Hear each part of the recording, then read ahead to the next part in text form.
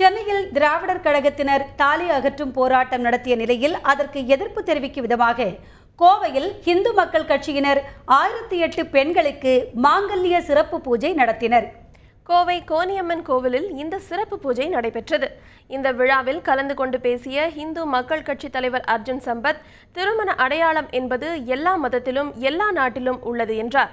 அதேபோல உலகெங்கும் இருக்கக்கூடிய இந்துக்கள் தங்கள் தாலியை அடையாளமாக மட்டுமின்றி பாரம்பரிய கலாச்சாரத்தின் அடையாளமாக பின்பற்றி வருவதாகவும் கூறினார்.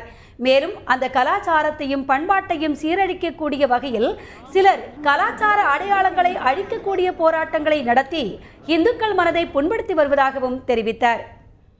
இன்றைக்கு காலையிலே எல்லாம் புத்தாண்டு அன்னைக்கு சுப மங்களகரமாக எல்லோரும் இருக்கணும்னு நினைக்கிற நேரத்தில் தாலி அவுக்கிற நிகழ்ச்சியை நடத்தி தமிழ்நாடே இன்றைக்கு மிகப்பெரிய துக்கத்தில் சோகத்தில் மூழ்கக்கூடிய ஒரு சூழலை ஏற்படுத்தி ஒரு தோஷத்தை மங்களி பெண்களுக்கு ஒரு தோஷத்தை ஏற்படுத்தி விட்டார்கள்.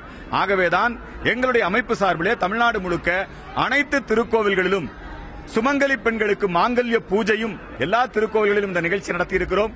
நீதிமன்றம் இப்படி ஒரு உத்தரவை பிறப்பித்திருக்கிறது என்று எங்களுக்கு புரியவில்லை. இதனிடையே தாலி அகற்றும் நிகழ்ச்சி நடத்திய திராவிடர் கழக தலைவர் வீரமணியை கண்டிக்கும் வகையில் ஈரோட்டில் அவரது உருவ பொம்மையை எரிக்க முயன்ற அகில பாரத இந்து மகாசபை கட்சியினர் கைது செய்யப்பட்டனர்.